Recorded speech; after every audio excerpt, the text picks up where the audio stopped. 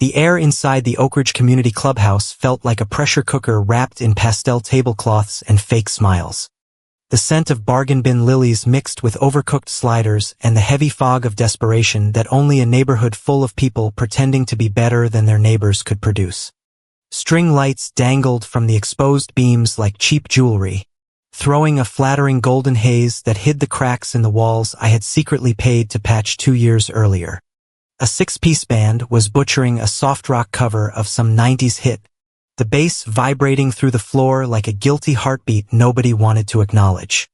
In the center of the polished hardwood, what I had refinished when the HOA budget mysteriously ran dry, stood Karen Hargrove and her husband, the self-appointed king and queen of Oak Ridge Estates. They looked like minor royalty at their own coronation, shaking hands with the fervor of people who believed their own press releases. Karen's sequined pastel jacket caught the light like broken glass, while her husband nodded along to jokes that weren't funny. It was the 25th anniversary gala of the Oak Ridge Homeowners Association, a celebration of community spirit that somehow always ended with Karen reminding everyone how much she sacrificed. I was not standing with them. I was not circulating with a plastic flute of lukewarm punch, accepting compliments on my dress, or making small talk about the perfect lawn heights. I was parked at a wobbly folding table jammed into the corner right beside the donation station. To my left, a tower of ribbon-tied envelopes threatened to avalanche every time someone laughed too hard. To my right, a tacky plastic box shaped like a miniature gazebo sat open and greedy, labeled Community Betterment Fund. In front of me, a tablet glowed with a color-coded spreadsheet I had built myself an hour ago. I was squeezed between the cash and the wall, dressed in a crisp black blazer that screamed corporate executioner. Yet every neighbor treated me like the unpaid intern checking coats. It was a biting, familiar burn that settled in my chest like heartburn after too much of Karen's homemade lemonade. In the Oak Ridge economy, there were only 2 roles. You were either the glittering decoration in the HOA newsletter, celebrated and useless, or you were the invisible utility beam holding everything up while the drywall of denial covered you completely. I had never been the decoration. I had always been the beam. Neighbors drifted past my station like a parade of Botox and bad decisions. Aunt Linda, whose own yard violated 3 separate rules she pretended not to notice, dropped a thick cream envelope on the pile without meeting my eyes. "Oh, Taylor, you're such a dear for handling this," she cooed in that high, fake pitch reserved for service workers. "Make sure Karen gets this one right away. It's generous." I tapped the tablet, logging her name with professional detachment. "I'll make sure it's recorded. Linda." She patted my shoulder like I was a golden retriever and floated toward the open bar without waiting for a reply. Another neighbor, a cousin I hadn't spoken to since the last block party fine, slid a card across and gave me a thumbs up. "Thanks for manning the fort, Taylor. Better you than me, right?" They thanked me for helping with the donations, as if I were a teenager earning allowance or a distant relative doing penance. Nobody asked why the one resident who had quietly kept this clubhouse standing was stuck in the corner. Nobody asked why I wasn't holding a drink. They simply accepted that this was my natural habitat, next to the money, but never allowed to touch it. Across the room, Karen's son Brody was holding a bottle of champagne like it was the Stanley Cup. Flashbulbs popped as he threw his head back, laughing at something a board member's wife said. His teeth were blindingly white, teeth I had indirectly paid for when the HOA emergency fund covered his speeding ticket last year. He wore a rented tux that cost more than my monthly mortgage, and the invoice was sitting in my laptop bag right now, hidden beneath the white polyester cloth. He looked every inch the heir apparent, glowing and consuming. I sat. I accounted. A shadow fell over my spreadsheet. I looked up to see Karen herself sweeping past. She paused, not to ask if I needed water, not to ask if I had eaten, but to aggressively smooth a wrinkle in a nearby tablecloth. Finally, she glanced at me, scanning for flaws. "Smile, Taylor. She hissed through her teeth, face locked in permanent photo-ready mode. You look miserable. You're in the background of every picture. I kept my voice low and steady. We wouldn't want to ruin the aesthetic. She leaned in closer, voice dropping to that conspiratorial whisper people use with staff they hope won't be overheard. Make sure nobody walks off with the envelopes. You know how people get after a few drinks. Keep a count. I'm counting everything. Karen, I replied. Every single penny. Good girl. She straightened, satisfied, and floated back to the center like maternal grace personified. I shifted in the hard metal chair and felt the matte black head of the wireless microphone clipped inside my blazer lapel. It was live, synced to the venue sound system with an override code I had memorized while the audio techs were on break. Under the table, my leather bag waited like a loaded weapon. Inside were 3 heavy folders: deed, management agreement, payment history, color-coded and terrifyingly precise. Karen and the board thought I was here for donation duty. They thought I was the dutiful neighbor, the quiet fix-it girl who cleaned up their messes so the stars could keep shining. They thought I was guarding their pile of checks. They were wrong. I was not here to facilitate a party. I was here to facilitate a hostile takeover. The MC's voice boomed over the speakers, slick and radio-friendly. Folks, we have a very special announcement coming up later tonight. But first, let's hear it for the Hargroves. Applause rippled, polite then enthusiastic as the cheap wine kicked in. Karen raised her plastic flute high. She didn't look at her husband. She looked straight at Brody near the emergency exit. She winked. The gesture was heavy, loaded, and the whole room murmured. Everyone knew or thought they knew what was coming. The passing of the torch. The crowning of the prince. I watched Brody rehearse his lines by the darkened window, puffing out his chest, mouthing legacy, vision, future. He looked confident. He looked like a man who had never paid a single HOA fine in his life. A cold, mathematical calm settled over me, the same calm I felt before closing a 7-figure deal at my finance firm downtown. I knew the numbers. They were still guessing. To understand how a 32-year-old woman ended up glued to the donation table at her own neighborhood's anniversary gala, you have to understand the suffocating architecture of Oak Ridge Estates. It was a picture-perfect subdivision that tried too hard. Grass dyed greener in summer, cars leased, never owned. Inside those walls, money was a ghost that rattled chains in every attic. We never spoke about it directly, yet it dictated the temperature of every room. Appearances were the only religion, and Karen Hargrove was its high priestess.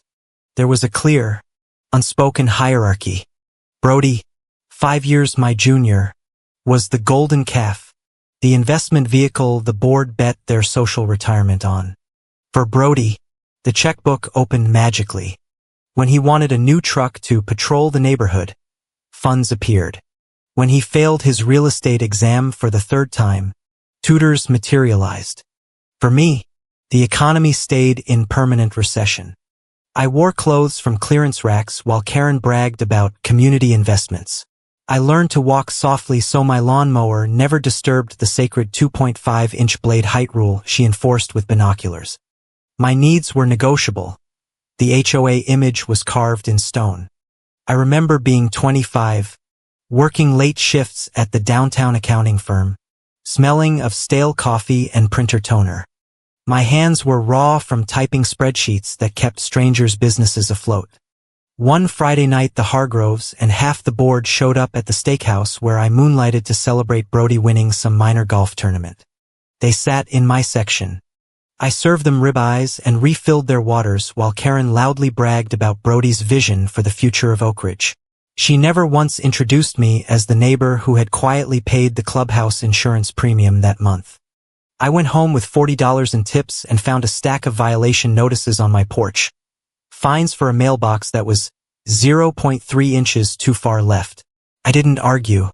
I wrote the check the next morning and mailed it. The lights stayed on. Karen never noticed.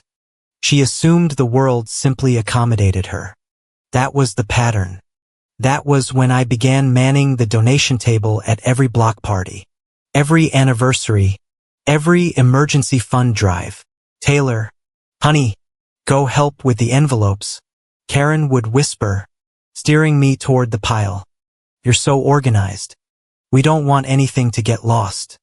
I would sit there, 18 or 20 or 30, slicing envelopes with a butter knife, stacking cash, tallying checks, creating lists of who gave what.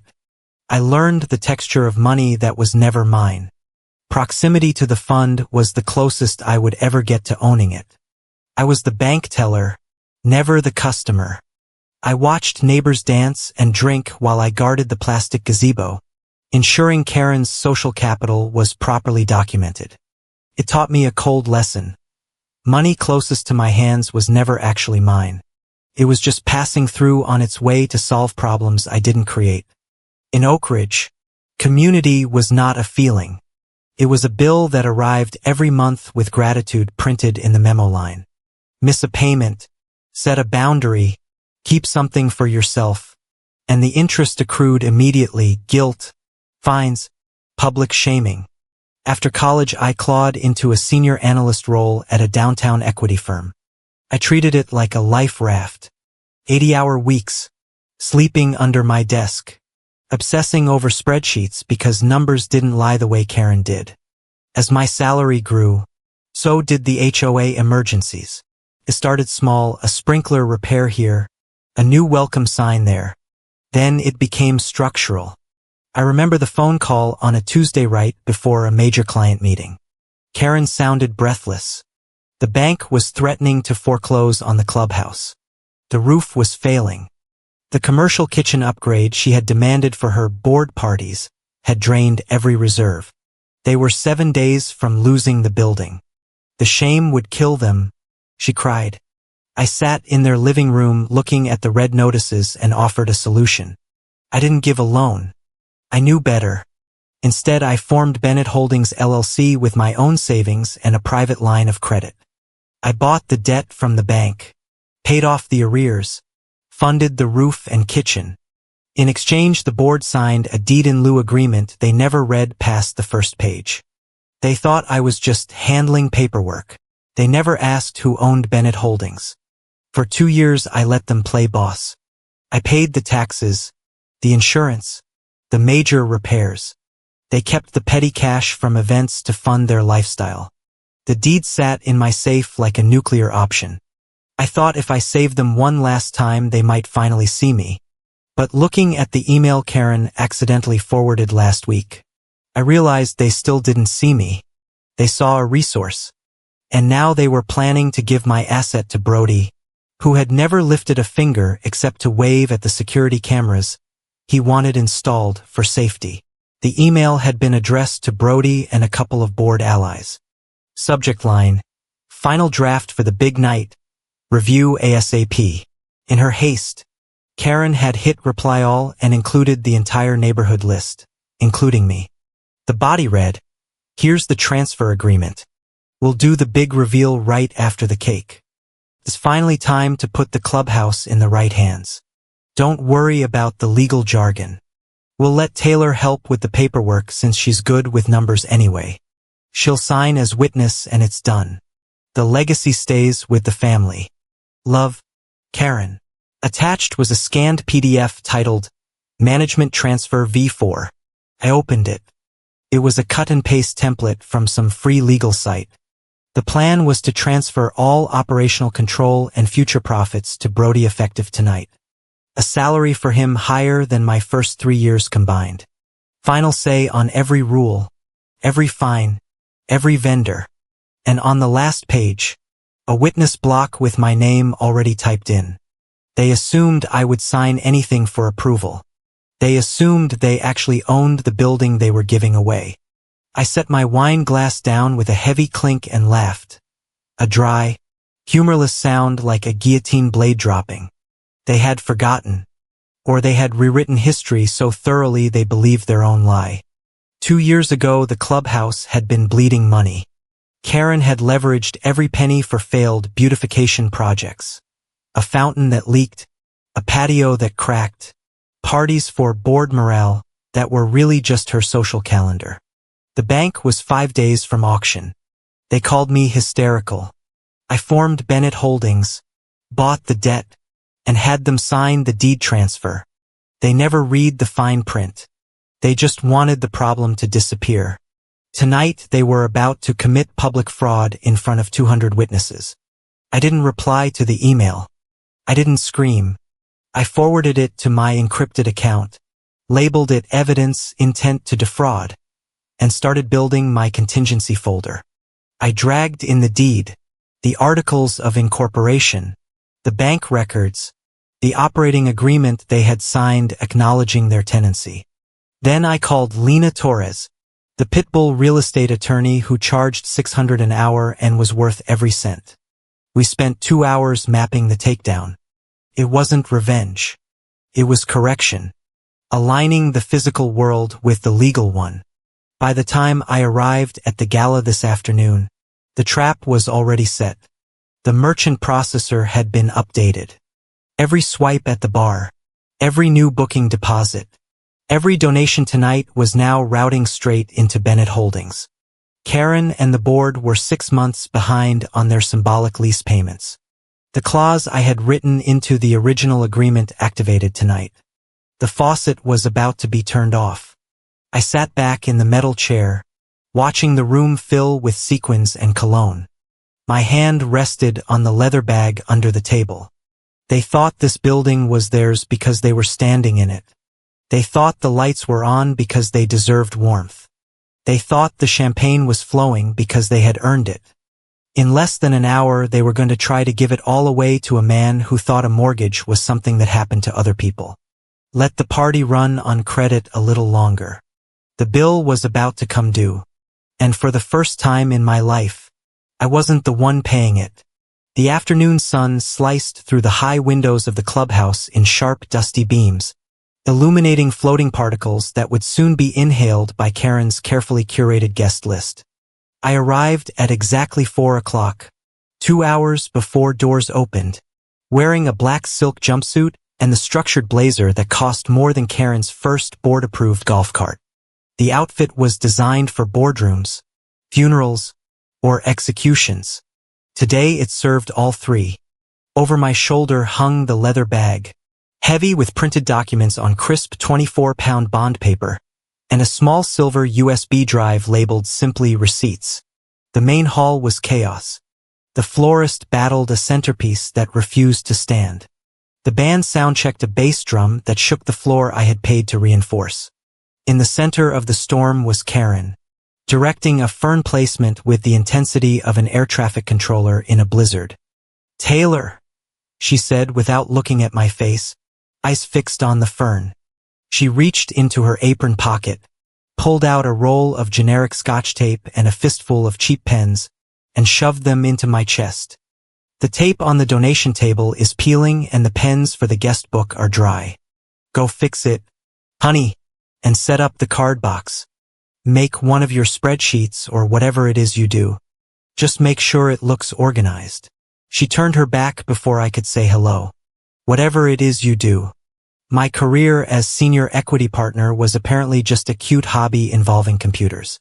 I looked at the tape in my hand, yellowing at the edges, and gripped it tight enough to crack the plastic. I walked to the corner they had assigned me. A narrow banquet table pushed against the wall, dangerously close to the swinging kitchen doors. The spot where you put the ugly cousin or the overflow coats. I set the bag down deep under the tablecloth where it couldn't be kicked, sat in the cold metal chair, and opened my laptop, not to make their spreadsheet, but to refresh the banking portal for Bennett Holdings. At 4:45 the double doors swung open.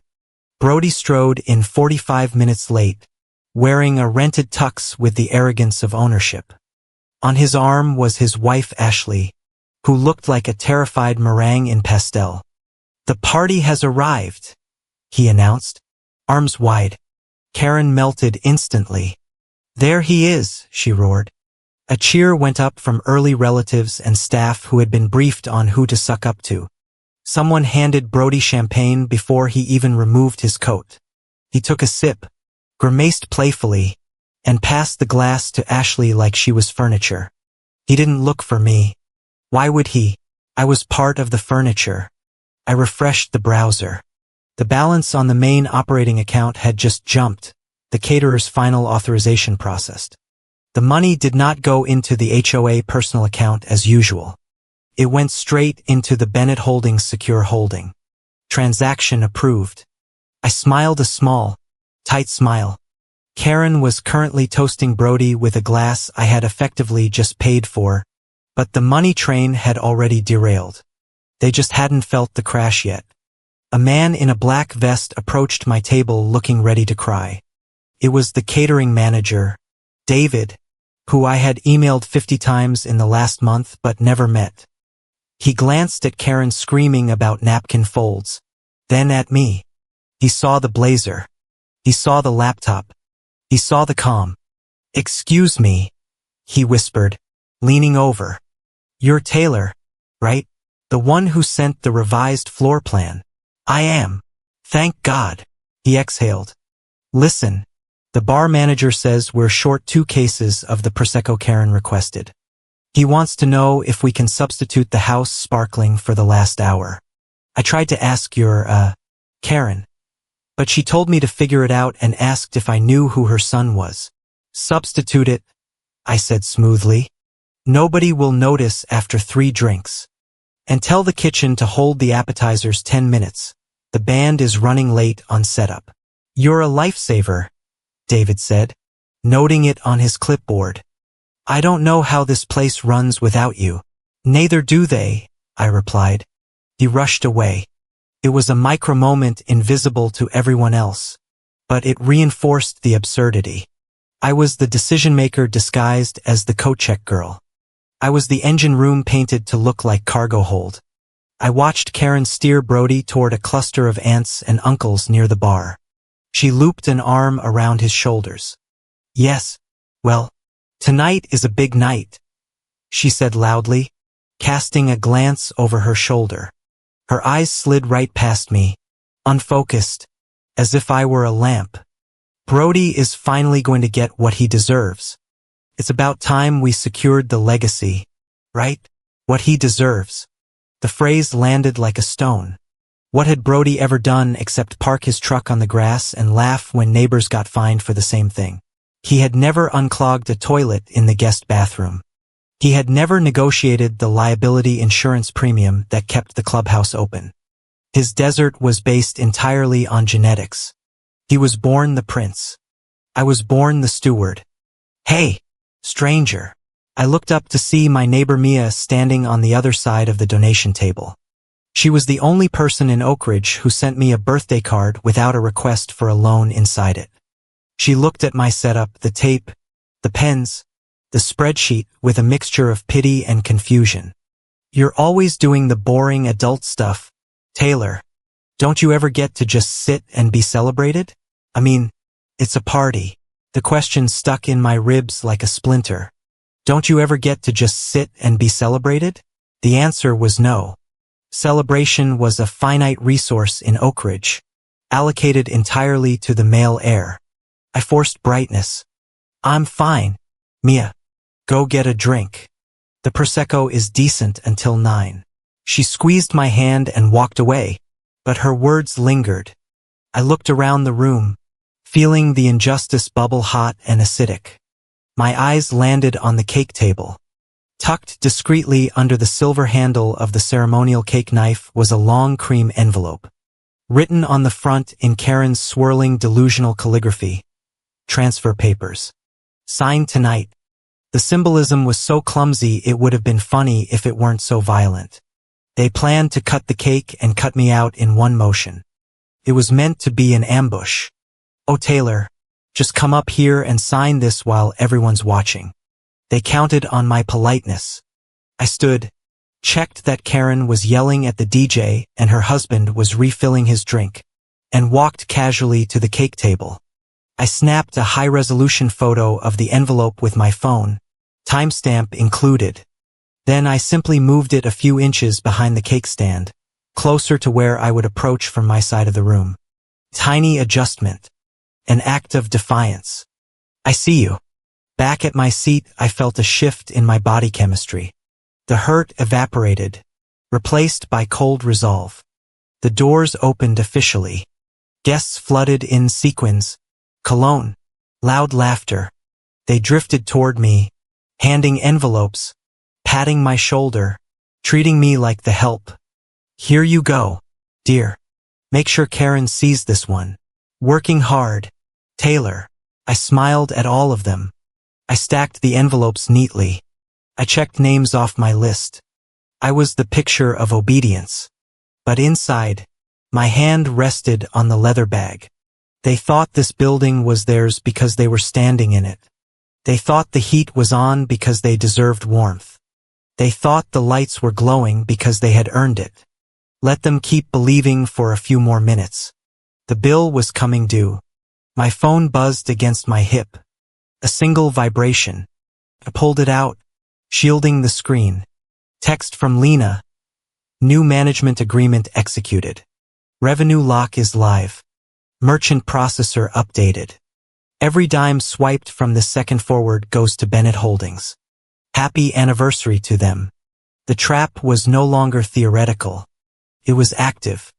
The money flowing through this room, the cash gifts, the bar tab, the future bookings was now being diverted into a fortress they could not breach. I slipped the phone back into the bag. My pulse slowed to a steady, precise rhythm. Over the speakers, the music dipped. The DJ tapped his microphone. All right, folks, we have a fantastic night ahead. In just a little bit we have a huge surprise. A legacy moment you will never forget. The Hargrove family has a big announcement about the future of the Oak Ridge Clubhouse. So grab a drink, find your seats, and get ready for the passing of the torch. The room buzzed. I heard the whispers near my table. I bet they're retiring. No. I heard they're giving the whole place to Brody. Did you see the new car he pulled up in? Passing the torch. I looked at the donation table groaning under the weight of envelopes. There must have been $10,000 in cash and checks in that plastic gazebo. Money meant to fund Karen's retirement or Brody's next vacation. I pulled a fresh sheet of paper from my bag and started a list. Aunt Linda, cream envelope. The DeVises, gold card. Uncle Bob, thick white envelope. I wasn't listing them so Karen could write thank you notes. Karen hadn't written a thank you note in 20 years. I was listing them because I intended to write the notes myself. Dear Aunt Linda, thank you so much for your generous gift. I have applied it directly to the principal balance of the mortgage that prevents this building from being seized by the county. Your contribution to the debt service is appreciated. It would be the most honest correspondence this neighborhood had ever produced. A shadow fell over my list. Brody was back. He dropped 3 more envelopes onto the pile, tossing them casually like trash. Heavy haul tonight. Ha! He grinned, leaning against the table. He smelled of expensive cologne and the champagne I had just paid for. Good thing you're here to count it. I'd probably lose half of it on the way to the car. Probabilities suggest you'd lose all of it, I said without looking up. He laughed, a loud barking sound. You're funny, Taylor. Listen, enjoy playing secretary tonight. Seriously, because once we make the announcement, things are going to change. I'm going to modernize this place. Streamline the operations. You won't have to worry about all this paperwork anymore. You can get back to your little job downtown. I'll take it from here. My hand stopped moving. My little job downtown managed portfolios worth more than the GDP of a small country. My little job was the reason he wasn't standing in a foreclosed warehouse right now. You're going to streamline the operations? I asked, voice neutral. Oh yeah, Brody said, looking out at the room with a dreamy conqueror's gaze. Outsource the boring stuff. Focus on the brand. Dad, Mom says I have a vision for the big picture. You know, the legacy stuff. I looked at him. really looked. He wasn't malicious. He was worse. He was blissfully ignorant. He had absorbed Karen's worldview so thoroughly, he believed money was a naturally occurring element like oxygen. He believed bills were suggestions and responsibility was a dirty task best left to the help. The big picture is expensive. Brody, I said. That's what the revenue is for. Sis. He winked. Money comes. Money goes. You just have to keep the party moving. He pushed off the table and sauntered away, high-fiving a cousin. David, the catering manager, peered at my side again. Hey, just a heads up, he said softly. The system just processed the final scheduled payment for the rest of the contract. It went through the Bennett account. Thank you, David. Karen just asked me if I got the check she mailed last week. He rolled his eyes. I told her we were all settled electronically. She looked confused but was too busy to ask questions. Figured it was better if she thinks her magic check arrived. Right? Let her believe in magic for one more hour, I said. You're the boss, David replied, then caught himself. I mean, you know what I mean. Yes, I said. I am the boss. The sun began to set outside the tall windows. Natural light faded, replaced by the warm amber glow of the fairy lights. The room transformed into something magical, intimate, golden. It was a beautiful lie. I sat back in my chair. The noise of the party washed over me. I felt a strange sensation. Not anger, the anger had burned out days ago. Not fear, I had prepared too well. It was gravity. I was watching a structure that had been rotting for years finally reach the tipping point. I was watching a bridge held up by my own back finally buckle because I had stepped away. There was peace in it. The peace of knowing you can stop fighting the laws of physics. They were dancing on a floor I owned. They were drinking wine I bought. They were celebrating a legacy I saved. And in less than an hour they were going to try to give it all away to a man who thought he was a king. I touched the leather bag under the table. The documents were there. The truth was there. Let the party run on credit for a few more minutes. The bill was about to come due, and for the first time in my life, I was not the one who was going to pay it. The MC cut the dance music. The sudden silence rolled over the room like heavy fog. He dropped his voice to that hushed, reverent tone usually reserved for introducing royalty or announcing beauty pageant winners. Ladies and gentlemen, if I could have your attention on the dance floor, please. We have reached the highlight of our evening. A moment 25 years in the making. The lights dimmed, leaving only the amber glow of the fairy lights and a single harsh spotlight cutting through the darkness. It landed on the center of the floor where Karen and her husband stood. Karen had one hand in her pocket and the other gripping a microphone like a weapon. Her husband clung to her arm, dabbing at perfectly dry eyes with a lace handkerchief. Behind them a large projection screen descended. A slideshow began, accompanied by a sentimental piano ballad that sounded suspiciously like a pharmaceutical commercial. The images flickered past 10 feet tall. Grainy photo of the HOA founding day. Karen with puffy sleeves. Then baby pictures of Brody naked on a bearskin rug. Pictures of Brody at his Little League games. Then a family vacation photo from 4 years ago, Karen, her husband, and Brody wearing matching floral leis, holding tropical cocktails, smiling with the golden sunset behind them. I was not in the photo. I was not in the photo because I had been the one holding the camera. I was not in the photo because I had also been the one who paid for the plane tickets, the hotel suite, and the rental car they were leaning against. To the 200 people watching this montage, I simply did not exist in the narrative of leisure. I was the ghost behind the lens. Karen brought the microphone to her lips. Her voice boomed, magnified and rich with manufactured emotion. You know, folks, when we started this journey, we didn't have 2 nickels to rub together. We built this community on sacrifice. We built it on hard work. We poured our blood, sweat, and tears into the Oak Ridge Clubhouse. Not for ourselves, but so we could build something that lasts, a legacy. I sat perfectly still in my metal chair by the donation table. Sacrifice. I wondered if she remembered the sacrifice of my tuition money I had quietly funneled into the emergency fund when her fountain project failed. I wondered if she remembered whose sweat actually paid for the commercial HVAC unit humming on the roof right now. She talked about pouring everything into this building, but the only thing Karen Hargrove had ever poured into this place was cheap Prosecco and bad decisions. But a legacy is not a legacy if it ends with you, she continued, voice cracking theatrically. You have to pass it on. You have to trust the next generation to carry the torch. Her husband stepped forward. He took the microphone, hand trembling just enough to catch the light. He looked at Brody, who was standing just outside the spotlight, waiting for his cue like an actor in the wings. My beautiful boy, he said, and a few ants in the front row audibly sighed. Brody, come out here. Brody stepped into the light. The crowd applauded politely. He walked with a strut that suggested he had done something to earn this moment other than simply being born male.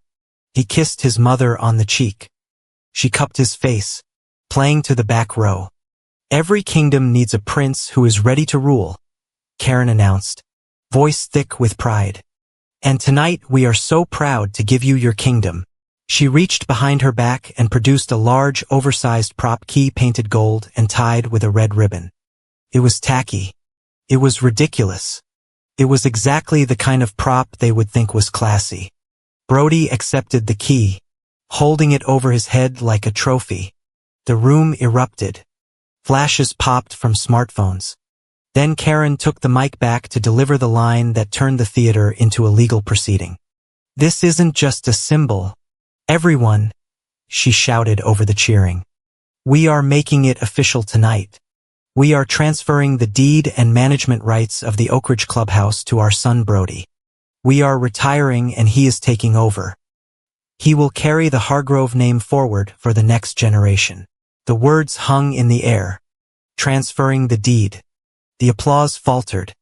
It didn't stop, but it changed texture. It became thinner, more confused. I saw heads turning. I saw eyes darting toward my dark corner by the kitchen doors. People knew. The neighbors knew. The catering staff knew. Even the security guard knew who drove over at midnight when the alarm tripped. The silence around my donation table was heavy. It was the silence of a crowd that had just witnessed a public execution and wasn't sure if they should clap. The unspoken question hung like smoke. And what about her? What about Taylor? Karen sensed the drop in energy.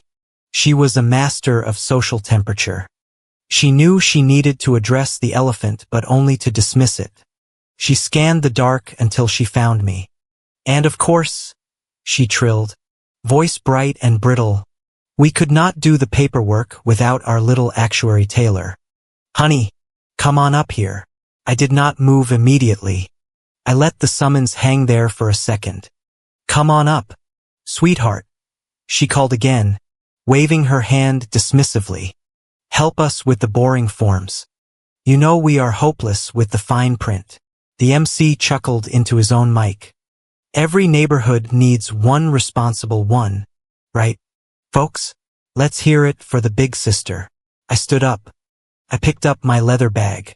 I did not leave it under the table. I slung it over my shoulder. It was a break in protocol. Who brings a handbag to the center of a dance floor? But I didn't care. I walked toward the light. I did not rush. My heels clicked rhythmically on the hardwood floor I had paid to have refinished last year. Click, click, click. I kept my face pleasant, neutral. I was not the angry neighbor. I was the professional. I was the consultant arriving to mitigate a disaster. When I reached the center of the floor, the spotlight hit me. It was hot and blinding. Karen and her husband beamed at me, their smiles tight and warning. Play along. Their eyes said, don't ruin this. Here she is, Karen said, clapping a hand on my shoulder. It felt heavy and possessive. Our Taylor, always looking out for the details. She gestured to a small round table that had been set up next to them. It was draped in white linen. On it sat a single black pen and the cream-colored envelope I had seen earlier under the cake knife. It looked like a portable altar. An altar for a human sacrifice. "We've got the papers right here," Karen said, sliding the envelope toward me. "Brody signed his part earlier. We just need you to witness the transfer. Honey, make it legal so we can get back to the party." She thought she was handing me a death warrant for my own inheritance. She thought I would open this envelope, see that they were giving my brother the building I saved, and sign it because I was too weak to make a scene. I reached out and took the envelope. I felt the thickness of the paper inside. Karen watched me, eyes gleaming with triumph. She thought she had won. She thought she had outsmarted the safety net. I opened the flap. I slid the documents out.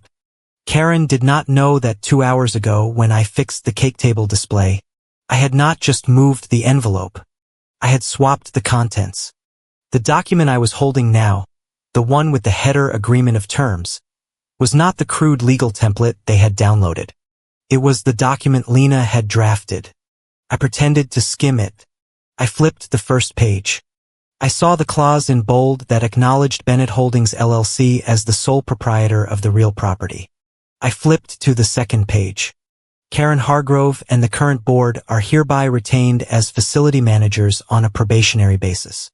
I flipped to the third page. Brody Hargrove is recognized as a non-equity guest with no operational authority. I looked up. I met Brody's eyes. He was holding his giant gold key, grinning like a lottery winner. He had no idea the key opened nothing. He had no idea the paper I was holding effectively evicted his ego from the premises. Just the signature line on the back. "Taylor," Brody said, nudging me. "Don't overthink it. It's just standard stuff." "Standard stuff," I repeated. My voice was amplified by the microphone Karen was still holding near me. The room heard it. It sounded calm, deadly. "Yeah, just sign it so we can cut the cake," Karen hissed under her breath, her smile never wavering for the cameras. I looked at the document one last time. It was a masterpiece of legal entrapment. By signing this witness line, I was not witnessing a transfer of ownership. I was executing an employment contract. I was validating the new lease. I was turning the owners into employees. If they had read it, if they had ever bothered to read anything I put in front of them, they would have screamed. But they didn't. They never did. They relied on me to do the reading. They relied on me to handle the boring parts. So I handled it. I uncapped the pen. I leaned over the table. The room was silent, watching the obedient neighbor do what she was told. I signed my name in a clean, practiced hand. Taylor Bennett. I capped the pen. I did not hand the document back to Karen. I did not hand it to Brody. I placed my hand on top of it, pressing it firmly against the table. "There," Karen boomed, looking relieved. "It's done. The clubhouse belongs to Brody." The crowd cheered again, but it was a confused cheer. They were waiting for the cake. They were waiting for the music. I turned to the MC, who was standing close by. I reached out and gently took the microphone from his hand. He looked surprised but let go. "Taylor," Karen whispered, her smile faltering. "What are you doing? We need to cut the cake." I stepped away from them. I stepped away from the president who had tried to steal from me and the son who thought he owned me. I stood alone in the spotlight holding the microphone, my hand resting on the bag full of receipts. They wanted a performance. They wanted a show about legacy. "I'm sorry," I said, my voice ringing out clear and steady over the speakers, silencing the room instantly. "I just have one small correction to make before we cut the cake." My father, Karen's husband, took a step toward me, sensing the shift in the air. "Taylor, sit down." He growled low enough that only I could hear. I smiled at him. It was the first genuine smile I had smiled all night. You asked me to handle the paperwork. Karen, I said into the mic. So I did. The trap was sprung. The ink was dry. And now the engine room was about to blow the whistle. Can I just say something quickly? I asked, voice amplified, cutting through the anticipatory murmur of the crowd. While we are all gathered here, feels like the right moment. The microphone felt cool and heavy in my hand. A dense cylinder of metal that currently held more power than the ceremonial key Brody was clutching like a toddler's toy. I did not wait for permission. I turned slightly, addressing the room, my back partially to Karen. The MC stepped back, sensing a shift in the script but powerless to stop it. Karen's hand twitched toward my arm, then retracted. She couldn't manage this without looking crazy in front of the neighbors. She froze, her smile tightening into a grimace of polite tolerance. I just wanted to take a moment to look at this room. I began, tone warm, affectionate, the perfect pitch of a loving neighbor. I want to thank every single one of you for coming tonight. I have been sitting over there in the corner for the last 2 hours right next to the donation table, and I have watched the generosity pile up. The envelopes, the cards, the well wishes. It is truly overwhelming how much you all want to give to Karen and the board. A few guests smiled and raised their glasses. Karen puffed out her chest, assuming the compliment was for her. She thought I was doing the warm-up act. She thought I was fluffing the pillow before she laid her head on the crown. Generosity is a funny thing in Oak Ridge, I continued, voice dropping just a fraction, becoming more conversational, more intimate. We talk a lot about legacy. We talk a lot about sacrifice. Karen just gave a beautiful speech about pouring everything into this building, and it got me thinking about the nature of gifts, about who gives and who takes. I took a step away from them. Just one step. It created a subtle visual gap. You see, for a long time the flow of gifts in this neighborhood has been a bit one-sided. We don't really talk about it because in Oak Ridge we value appearances over reality. But since we are transferring the deed tonight, since we are being so open and official, I thought it might be nice to share a little story about how we kept this clubhouse long enough to have this party. Karen's eyes widened. She knew the story. She just never thought I would tell it. Taylor, she warned. A low hiss that the microphone did not pick up. Keep it short. I ignored her. I looked directly at my neighbor Bob in the front row. 2 years ago, I said, on a rainy Tuesday in November, there was a different kind of envelope on the table. It was not a gift card. It was a notice of default from the county bank. A foreclosure notice. The sheriff was scheduled to arrive in 7 days to padlock the doors. A murmur rippled through the room. The clinking of silverware stopped. Karen laughed. A loud, booming, nervous sound. Oh, Taylor loves the drama. That was just a mix-up with the bank. Honey, a clerical error. It was a $142,000 clerical error, I said. I did not shout. I did not look at her. I kept my eyes on the audience. And the bank was not mixing anything up. The mortgage had not been paid in 11 months. The operating capital was gone. The lights were about to go out. The silence in the room was absolute now. It was the kind of silence that sucks the air out of your lungs. Karen was frantic. I went on, painting the scene with calm precision. She did not want to lose the clubhouse. She did not want to lose the status. So she called a friend, a mystery investor, someone who could step in, pay off the debt, and save the neighborhood image. I turned back to Karen. She was staring at me, face pale, smile frozen like a mask starting to crack. She looked like a wax figure left too close to a fire. She told me that night that she would do anything to save this place, I said. She signed a stack of papers at midnight. She was so relieved to see the check clearing that she did not really read what she was signing. She just wanted the problem to go away. She wanted to go back to being the queen of the castle. I paused. I let the beat lengthen. And she did. For 2 years she played the part. But tonight she tried to give you a sequel that she does not have the rights to produce. I turned around and began to walk. I walked away from the center spotlight. I walked away from the president who had tried to steal from me. I walked back toward the dark narrow corner where they had seated me. The crowd parted for me, heads turning in unison like a wave. The only sound was the rhythmic click-clack of my heels on the floorboards I had paid to have refinished. I reached the donation table, my sanctuary, my prison. I placed the microphone down on the tablecloth next to the plastic box stuffed with cash. The thud was audible over the speakers. Then I reached down. I pulled my heavy leather bag up from the floor and set it on the table. Sat there, battered and real, amidst the ribbons and glitter. I unzipped it. The sound of the zipper was sharp, like fabric tearing. I pulled out the first folder. It was bright red. I held it up so the room could see the label printed in bold black block letters. Deed. I pulled out the second folder. Blue, management agreement. I pulled out the third folder. Green, payment history. I fanned them out on the donation table.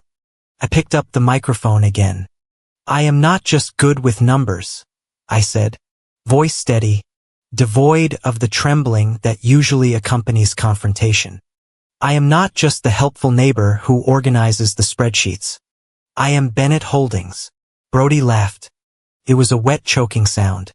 He stepped forward, waving his hand dismissively, trying to rally the room back to his side. Okay, he stammered, forcing a grin that looked painful. Very dramatic, Taylor. Seriously. But come on. Bennett Holdings is just the shell company, right? It's just a legal technicality so we could refinance.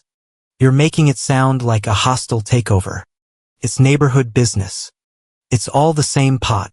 It is not the same pot, Brody, I said. And it is not a technicality.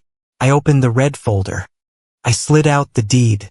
The original deed with the raised seal of the county clerk stamped in the corner. I held it up to the light. I am going to read from paragraph 4, section B of the transfer of title, dated November 14th, 2 years ago, I announced. I looked down at the paper, though I knew the words by heart. The grantors, Karen Hargrove and the Oak Ridge HOA board, hereby convey and warrant to the grantee Bennett Holdings LLC the real property known as the Oak Ridge Community Clubhouse in fee simple absolute free of all encumbrances except those of record. The grantors acknowledge they retain no equity, interest, or claim to the property herein. I looked up. For those of you who do not speak lawyer, that means Karen Hargrove and the board sold this building 2 years ago. They do not own the walls. They do not own the roof. They do not own the floor you are standing on. I pointed a finger at myself.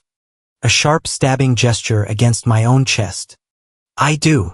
The murmur in the room turned into a roar. I saw my neighbor Linda cover her mouth with her hand. I saw the catering manager David standing by the kitchen door, slowly nodding his head with grim satisfaction. Karen lunged for the microphone, trying to cut me off, but the sound guy was paralyzed, watching the train wreck. This is a lie, Karen shouted, voice cracking without amplification. She is confused. We have a deal. We have an understanding. We have a lease, I corrected her into the mic. A lease that you are 6 months behind on. A lease that you have violated every single day by pretending you still own this place. I reached into the pile of donations. I picked up a gold envelope. It was heavy, likely containing a check for $1,000 or more. I turned it over in my fingers, treating it like a piece of evidence in a murder trial. You seated me here, I said, gesturing to the narrow chair squeezed between the boxes. You put me next to the donation table because you wanted to remind me of my place. You wanted me to guard the envelopes. You wanted me to act like a servant. I tossed the envelope back onto the pile. It slid across the table and hit the plastic money box. It is funny, I said, voice dropping to a whisper that screamed through the speakers. You were so busy trying to put me in the corner that you forgot something very important. You forgot that the person sitting at the donation table is the only one who knows how to pay the bills. You forgot that while you were playing royalty, I was the one keeping the lights on. I looked at Karen.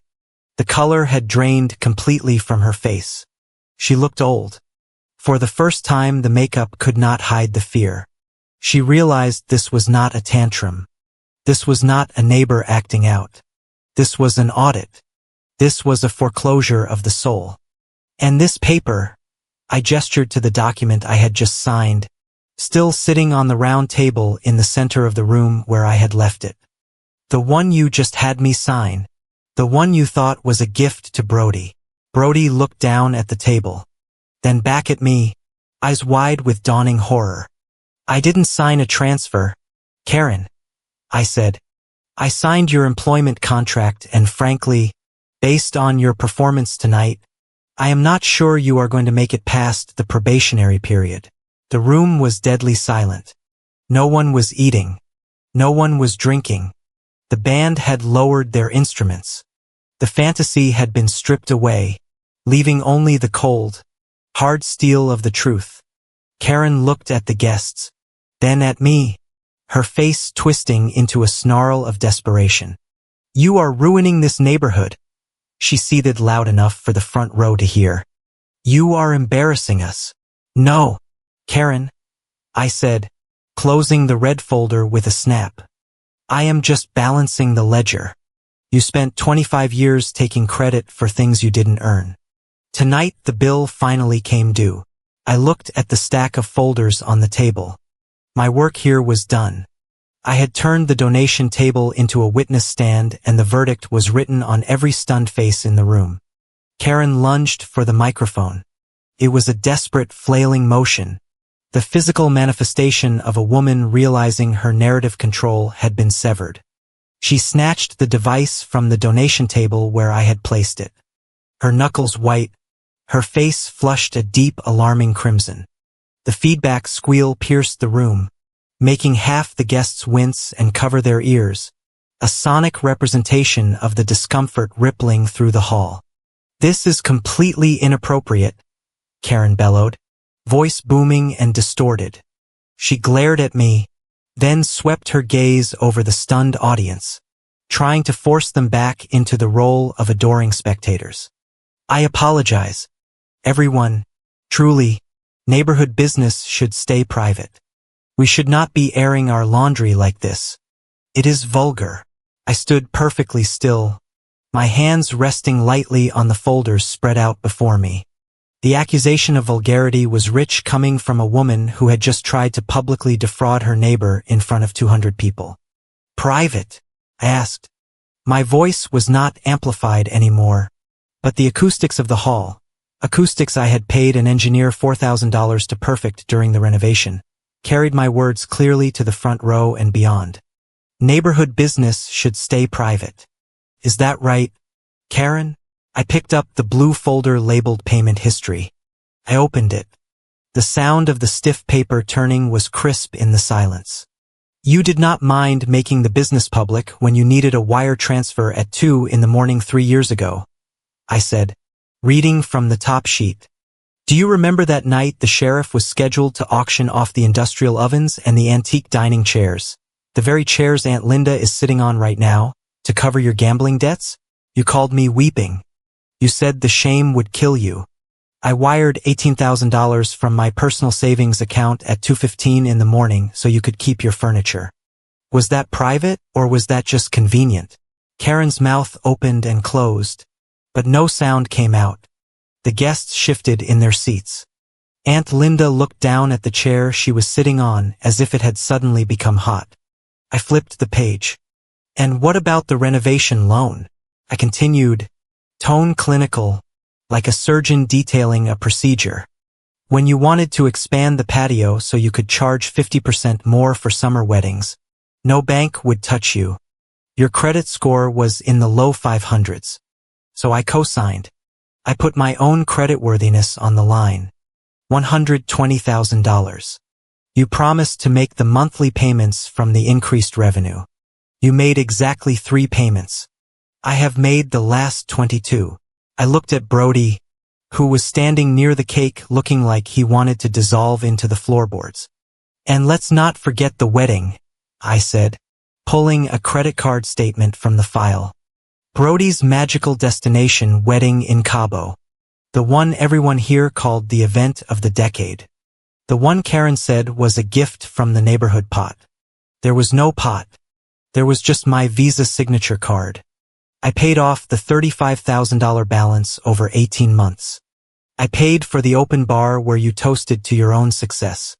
I paid for the suite where you slept. We always intended to pay you back, Karen cried out. She had stepped forward, hands clasped in front of her chest, tears streaming down her face. But these were not the pretty stage tears from earlier. These were the tears of a woman who knew the curtain had been ripped down. Taylor, please. We are neighbors. We always meant to make it right. You know how hard it has been. Did you? I asked. I reached into the back pocket of the blue folder and pulled out a single sheet of paper. It was a printed email. This is an email you sent to Mia's mother last Christmas, I said. I found it when I was helping you fix your iPad because you said it was acting funny. You were discussing why you decided to buy a new Lexus instead of paying me back for the property taxes I covered. I lifted the paper and read the highlighted sentence aloud. Taylor does not really need the money back. She is single. She works all the time and she makes more than she knows what to do with. It is better that we use the cash to keep up appearances for Brody. Taylor is fine. She is our little bank vault.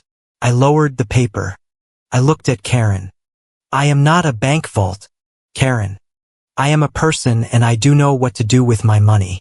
I just never got the chance to spend it on myself because I was too busy buying you a reputation. The room was frozen. The level of embarrassment in the air was toxic. Guests were staring at their shoes, at their drinks, anywhere but at the stage.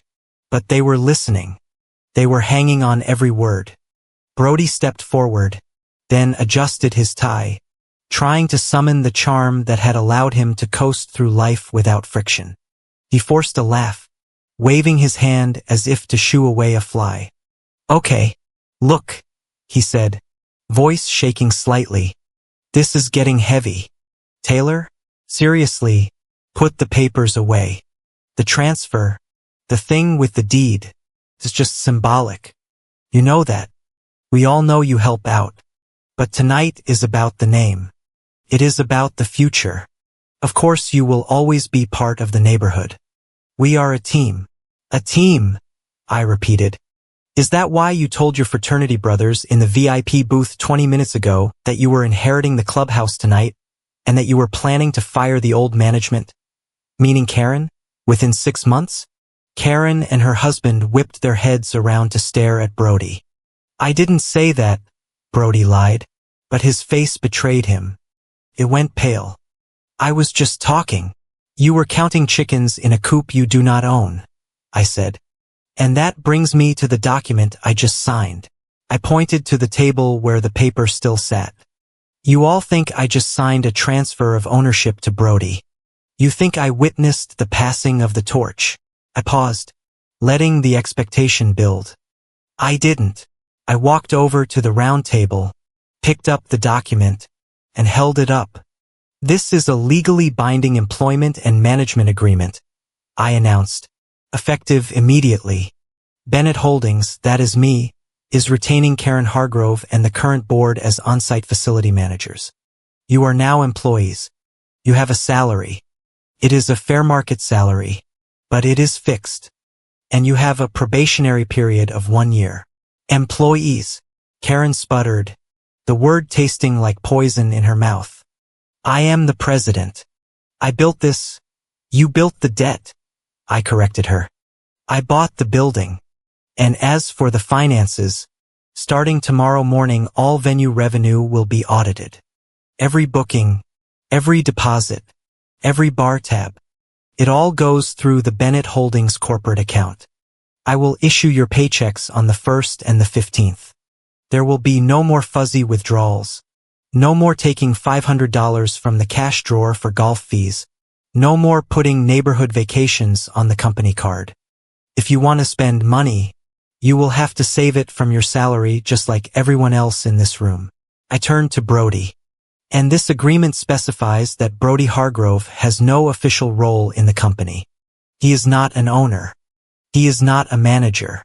If he wants to work here, he is welcome to submit a resume for the assistant groundskeeper position. We are hiring. Karen erupted. She threw the microphone down. It bounced off the floor with a deafening thud and she stormed toward me. She stopped just inches from my face, vibrating with rage. The mask of the benevolent president was gone. In its place was a woman who realized her entitlement had just been foreclosed upon. "You ungrateful little brat," she hissed, spit flying from her lips. "After everything we gave you a home, we gave you a neighborhood, and you stand here and humiliate us.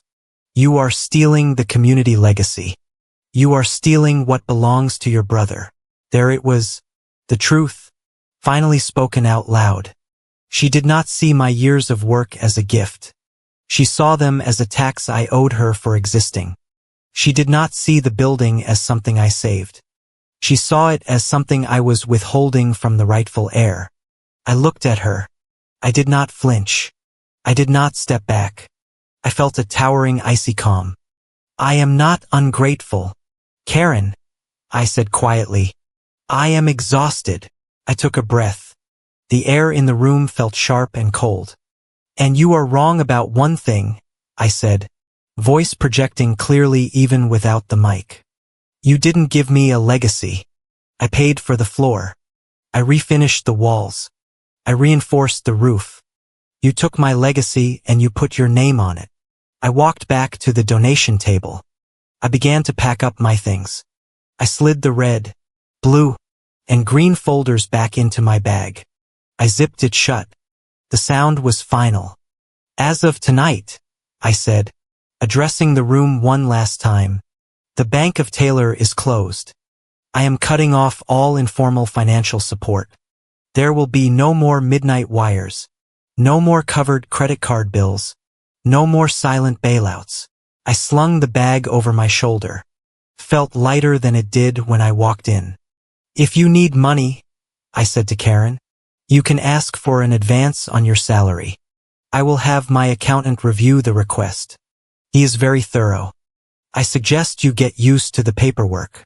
Karen stood there panting, hands clenched into fists, powerless against the wall of facts I had built around her. Her husband was sobbing into his hands, not for the loss of his neighbor, but for the loss of his credit limit. Brody was staring at the floor, looking like a child who had just been told Santa Claus was dead. I looked at them one last time. They looked small. They looked like tenants. "Enjoy the cake," I said. "I believe it is already paid for, but check the receipt just in case." The silence that followed my declaration was not empty.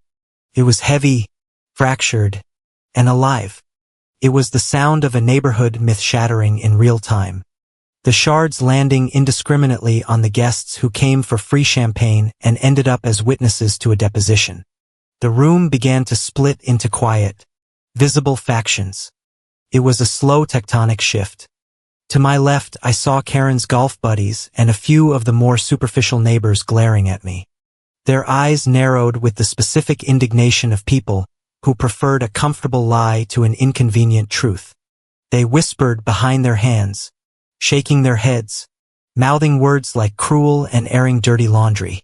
They were the ones who believed that neighborhood loyalty meant enabling self-destruction as long as it looked good in the annual holiday newsletter. But to my right, something else was happening. My great-aunt Sarah, a woman who had survived 3 husbands and the Great Depression, stepped forward. She did not look at Karen. She looked at me. She nodded. A single sharp dip of her chin that communicated more validation than 25 years of Karen's empty praise. Next to her, my neighbor Mia stepped out from behind the donation table. She crossed her arms and stood next to my chair, creating a physical barrier between me and the rest of the room. I heard a murmur ripple through the older residents, the ones who remembered what it was like before Karen started pretending she was an aristocrat. "I knew it," someone whispered loudly. "I knew she was the one paying for it all." "About time someone said it," another voice muttered. Karen heard the tide turning. She panicked. She abandoned the sobbing victim act and lunged toward me, her heels clicking frantically on the floorboards. She grabbed my wrist, her fingers like claws digging into my skin with a desperation that hurt. Her face was inches from mine, mascara smeared, eyes wide and terrified. "Taylor, please," she begged, voice a wet, frantic whisper. "You have to fix this. You can fix this. Just tell them you were joking. Tell them it is a prank. Please, honey, do it for Brody. Do not let this be the memory people have of tonight. I will do anything. I will sign anything later. Just let Brody have his moment." I looked down at her hand gripping my wrist. It was the hand that had signed me up for violation notices I didn't deserve.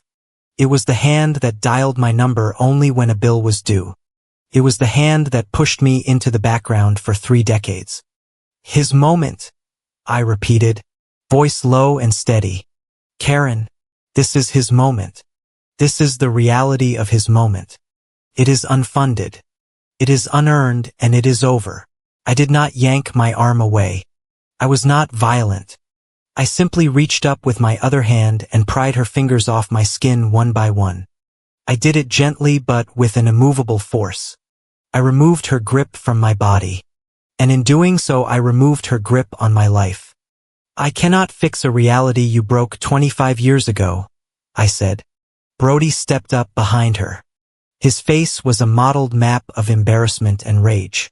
He looked at the guests, then at me, realizing that his coronation had turned into a performance review.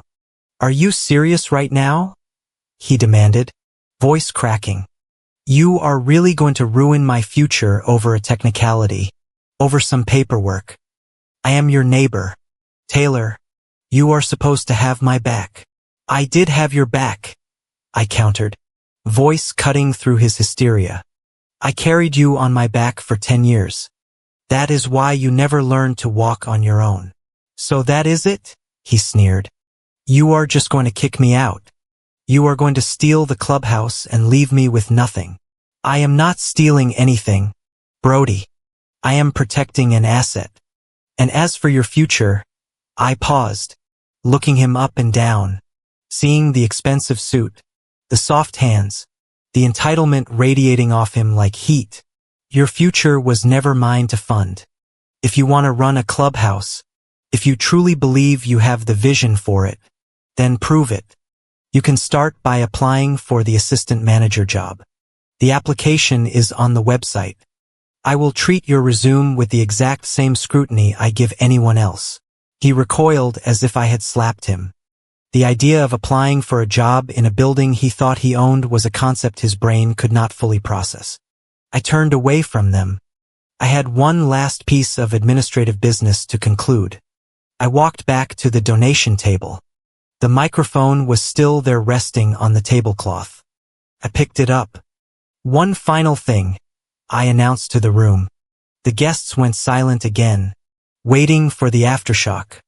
"I know many of you gave generous monetary gifts tonight," I said, looking at the pile of envelopes.